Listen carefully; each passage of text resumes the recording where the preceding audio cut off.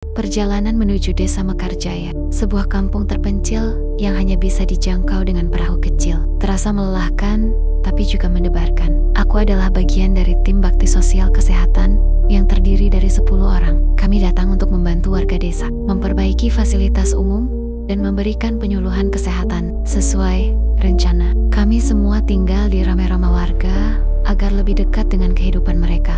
Aku mendapat jatah menginap di rumah sepasang suami istri muda. Nama mereka Hari dan Rika. Hari adalah seorang pemuda periang yang bekerja sebagai nelayan. Sementara Rika adalah istri yang ramah dan pandai memasak. Rumah mereka, meskipun sederhana, selalu terasa hangat. Aku segera menyadari bahwa rumah ini tak pernah sepi. Teman-teman mereka, yang kebanyakan sebaya, sering berkumpul di teras untuk bercanda atau sekadar mengobrol. Sejak hari pertama, aku berusaha beradaptasi dengan kebiasaan mereka. Untungnya, mereka semua ramah dan baik kepadaku, membuatku tidak merasa canggung. 2 minggu berlalu, dan bakti sosial kesehatan kami berjalan lancar. Suatu siang, setelah selesai bekerja, aku kembali ke rumah Hari dan Rika untuk istirahat. Rasa lelah yang menumpuk membuatku tertidur pulas. Aku bangun saat hari sudah gelap, dan menyadari aku sudah terlalu lama tidur. Benar saja, saat malam tiba, mataku tidak mau terpejam. Aku keluar dari kamar, menemukan Hari dan Rika sedang asyik mengobrol dengan beberapa teman mereka di ruang tamu. Mereka semua menyambutku dengan tawa. Wah, si kakak baru bangun ya? Tidurnya nyenyak sekali, goda Hari.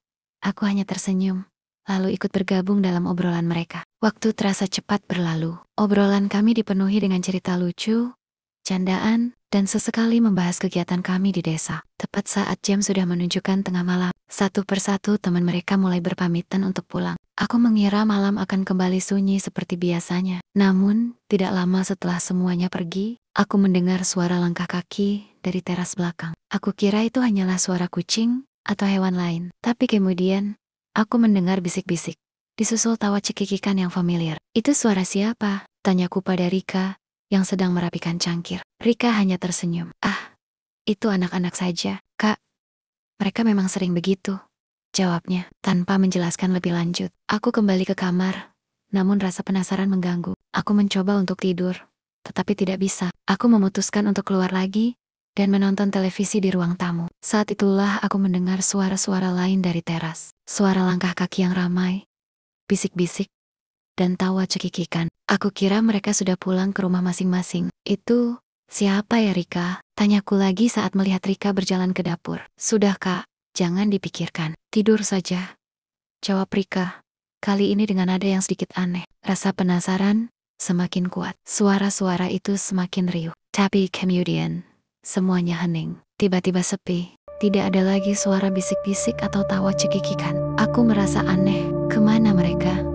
Aku mencoba menonton televisi lagi, tetapi pikiranku terus melayang. Ada sesuatu yang tidak beres. Keheningan itu terlalu mendadak. Aku memutuskan untuk memberanikan diri. Diam-diam, aku berjalan ke arah teras belakang, mengintip dari celah tirai yang sedikit terbuka.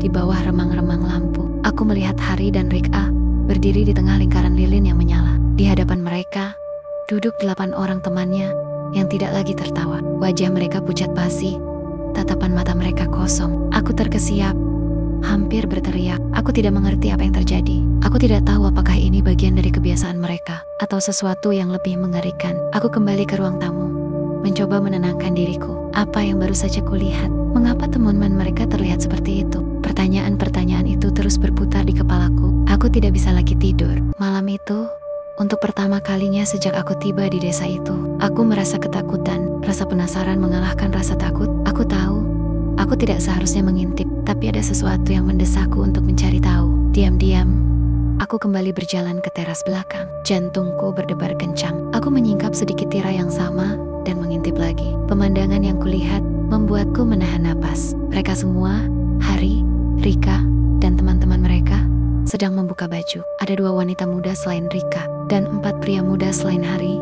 Mereka tidak berbicara, hanya berdiri diam dalam lingkaran lilin yang masih menyala. Aku tidak bisa memahami apa yang sedang terjadi. Keheningan itu sangat mencekam. Tubuhku merinding kedinginan, bukan karena angin malam, tapi karena teror yang kurasakan. Aku segera menarik kepalaku dan kembali ke depan televisi. Berpura-pura menonton, meskipun mataku kosong. Aku mencoba meyakinkan diriku bahwa mungkin itu hanya ritual adat atau permainan aneh. Namun, bayangan mereka yang tanpa busana di tengah malam itu terus membayangiku. Aku menghabiskan waktu dengan gelisah, mencoba melupakan apa yang kulihat. Tapi, tidak berhasil. 30 menit terasa seperti berjam-jam. Rasa penasaran kembali muncul, lebih kuat dari sebelumnya. Aku tidak bisa menahan diri lagi. Mungkin jika aku mengintip sekali lagi, aku bisa menemukan penjelasan logis. Aku berjalan menggendap-endap ke arah teras. Namun, saat aku mengintip, teras itu sudah sepi. Lilin-lilin sudah mati. Tidak ada seorang pun di sana. Mereka semua menghilang tanpa jejak, tanpa suara. Seolah-olah apa yang kulihat barusan hanyalah halusinasi. Aku menghela napas, bingung. Malam itu, misteri Desa Mekarjaya semakin dalam. Aku kembali ke ruang televisi. Pikiranku penuh dengan tanda tanya. Apa yang sebenarnya terjadi di desa ini? Bisikku dalam hati. Kemana mereka semua pergi? Aku berusaha keras mencari jawaban logis, tapi tidak ada. Mereka menghilang begitu saja, tanpa jejak. Aku memaksakan diri untuk duduk di depan televisi, berharap suara dari siaran yang tak ku mengerti bisa mengusir rasa takut dan kebingungan. Namun, mataku kosong, tidak fokus pada layar. Pikiranku terus-menerus memutar ulang adegan aneh di teras belakang.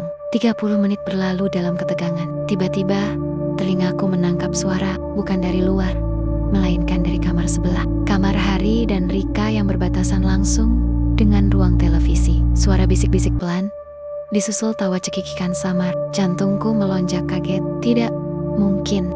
Tadi aku melihat mereka semua, termasuk Hari dan Rika, di teras belakang. Jalan satu-satunya untuk masuk ke kamar mereka dari teras belakang adalah melewati ruang televisi ini. Mereka pasti akan melihatku kalau masuk. Aku terdiam, membeku di tempat. Suara itu semakin jelas, seolah mereka berada tepat di balik dinding. Aku merasa semakin takut. Kalau mereka tidak masuk lewat sini, lalu bagaimana mereka bisa ada di kamar? Dan mengapa mereka tidak langsung tidur? Ada sesuatu yang aneh, sesuatu yang tak bisa dijelaskan. Apakah mereka benar-benar manusia? Atau ada hal lain yang tidak aku ketahui tentang Desa Mekarjaya? Malam itu, aku tahu aku tidak akan bisa tidur. Misteri yang menyelimuti rumah ini, dan orang-orangnya jauh lebih gelap dari yang kuduga. Jantungku berdegup kencang. Suaranya seperti genderang yang memecah kesunyian malam. Aku menempelkan telingaku perlahan ke dinding kamar, mencoba menangkap setiap bisikan yang ada. Samar-samar, aku mendengar suara Hari dan Rika, bukan sedang mengobrol,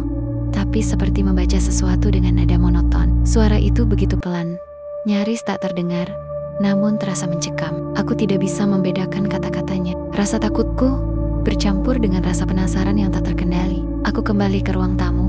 Pikiranku dipenuhi pertanyaan. Kenapa mereka ada di kamar jika mereka tidak masuk lewat ruang tamu? Kenapa mereka tidak tidur, tapi justru membaca sesuatu di tengah malam? Aku memutuskan untuk mencari tahu. Dengan langkah mengendap-endap, aku kembali ke teras belakang. Tidak ada siapa-siapa. Aku berjalan pelan menuju kamar Hari dan Rika.